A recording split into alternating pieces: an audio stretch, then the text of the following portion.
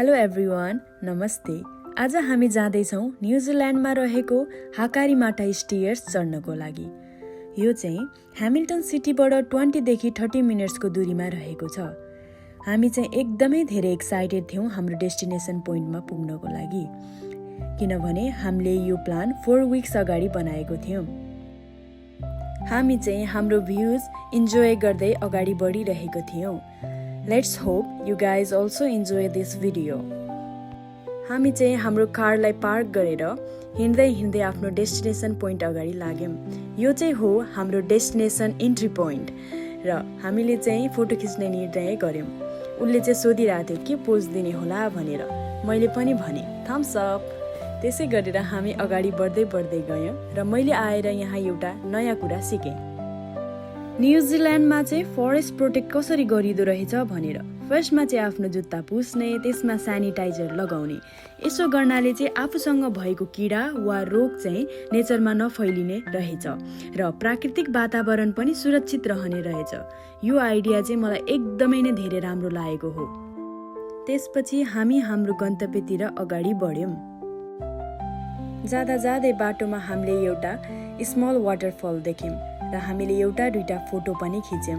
हामीलाई एकदमै राम्रो लागेको वाटरफल हो त्यो। अब पालो आयो स्टियर्स क्लाइम्ब गर्ने। यो चाहिँ धेरै नै चिप्लो थियो, तर हामी बिस्तारै इन्जोय गर्दै अगाडि बढिरहेको थियौँ। लगभग 600 एउटा स्टियर्स क्लाइम्ब गरिसकेपछि हामीले हाम्रो डेस्टिनेसन पोइन्ट पत्ता लगायौँ। हामी धेरै नै खुसी थियौँ किनभने हामी एकदमै धेरै टायर्ड भएको थियौँ। 600 स्टियर्स क्लाइम्ब गरिसकेपछिको यो भ्यू एन्ड रेस्ट पोइन्ट एकदमै रिलिफ मिलिरहेको थियो। त्यो रिलिफ पछि हामी चाहिँ अब सराउन्डिङ एक्सप्लोर गर्नतिर लाग्यौँ। मेरो साथी धेरै अगाडि बढिसकेको थियो। मेरो साथी मभन्दा अगाडि थियो। उसले चाहिँ त्यहाँ अर्को वाटरफल देखेछ। म पनि त्यो वाटरफल हेर्नको लागि अगाडि बढेँ। त्यो धेरै नै राम्रो थियो, तर स्याड पोइन्ट इज हामीले वाटरफल्सको माथि अझ धेरै डाँडाहरू देखिरहेको थियौँ। So we got to know that त्यो हाम्रो डेस्टिनेसन पोइन्ट नै होइन रहेछ भनेर।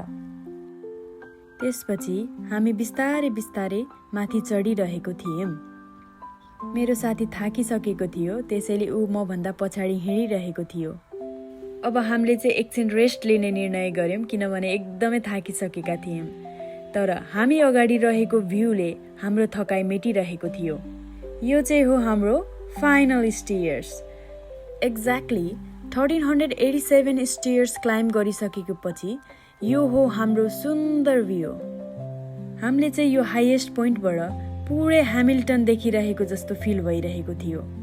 We were very tired that time. हामीले चाहिँ बीचमा लेक र रिभरहरू पनि देखिरहेका थियौँ। हामीले चाहिँ हाइएस्ट पोइन्टबाट पार्किङ एरिया पनि जुम गरेर हेर्ने कोसिस गरिरहेका थियौँ। भ्यू एकदमै राम्रो देखिरहेको थियो। लाग्दै थियो एउटा स्वर्गको कुना हेरिरहेका थियौँ। हामी चाहिँ घर फर्किनतिर लाग्यौँ। घर फर्किँदै गर्ने क्रममा हामीले चाहिँ एउटा कुरा नोटिस गर्यौँ। हाम्रो लेग्सहरू एकदमै धेरै सेक गरिरहेको थियो। हामी त्यो देखेर एकदमै हाँसिरहेको थियौँ। We really enjoyed our hike. Thank you very much for watching.